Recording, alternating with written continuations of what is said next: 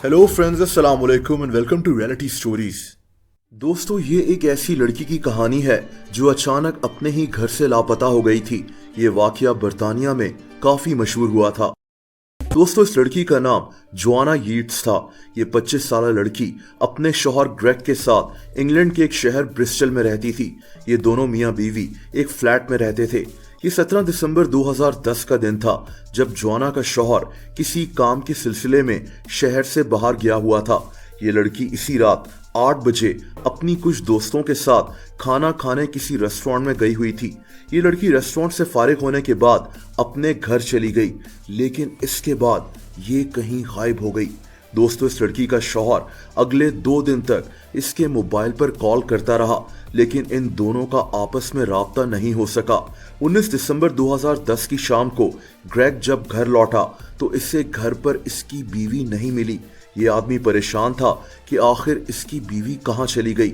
इसी दौरान इसने एक बार फिर से अपनी बीवी को कॉल की तो तब इसी कमरे में इसकी बीवी का मोबाइल बजने लगा। दोस्तों, जोआना का पर्स, घर की चाबियां और मोबाइल फोन घर पर ही मौजूद था। ग्रेग ने फौरन पुलिस को कांटेक्ट कर लिया और पुलिस ने इस वाकये की इन्वेस्टिगेशन शुरू कर दी।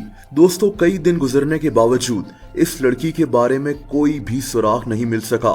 जोआना के लापता होने का एक केस बर्तानिया के मीडिया में काफी फैल चुका था और पुलिस के लिए इस लड़की को ढूंढना एक चैलेंज बन चुका था।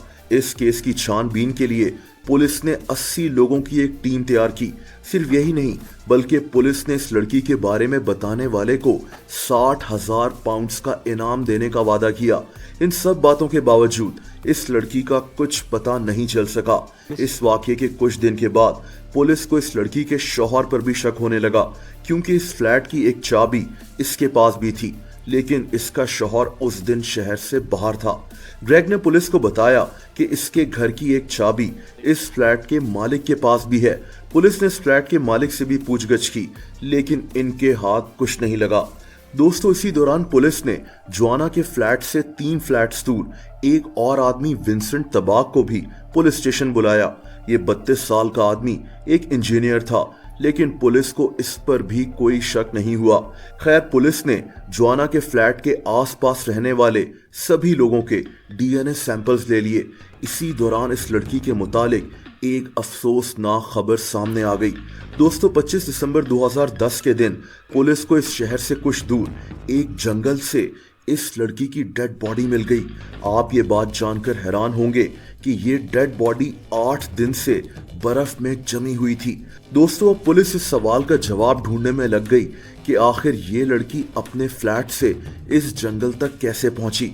जोआना की इस पुरस्कार मौत का केस बर्तानिया में काफी मशहूर हो गया था। दोस्तों, अगले 26 दिन तक डॉक्टर्स की एक टीम इस लड़की की डेड बॉडी पर रिसर्च करती रही। इस लड़की की पोस्टमार्टम रिपोर्ट से पता चला कि इस लड़की को टॉर्चर करने के बाद गला दबाकर कत्ल किया गया है। अब पुलिस ने इन्वेस्टिगेशन के दौरान हासिल किए गए सभी डीएनए सैंपल्स को इस डेड बॉडी के साथ मैच करना शुरू कर दिया। बिलाखिर 20 जनवरी 2011 को इस लड़की की डेड बॉडी से एक आदमी का डीएनए मैच कर गया। दोस्तों, ये आदमी विंसेंट तबाक था, वही आदमी जो जोआना के फ्लैट से 3 फ्लैट्स दूर रहता था, यानी इसका पड़ोसी। इस खबर के मिलते ही पुलिस ने इस आदमी को ढूंढना शुरू कर दिया। कुछ दिन के बाद पुलिस ने विंसेंट को इसके वालिदैन के घर से गिरफ्तार कर लिया।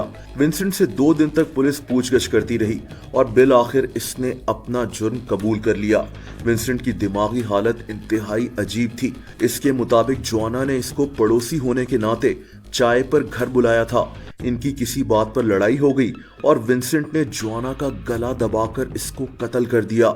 इसके बाद इसने इसकी लाश को जंगल में बर्फ के अंदर डंप कर दिया। 22 जनवरी 2011 को इसे जोआना यीट्स को कत्ल करने के जुर्म में उम्र कैद की सजा सुना दी गई थी। ये केस इंग्लैंड में काफी मशहूर हुआ था। दोस्तों, अगर आप मुझे इंस्टाग्राम पर भी फॉलो करना चाहें तो उसका लिंक नीचे मौजूद है।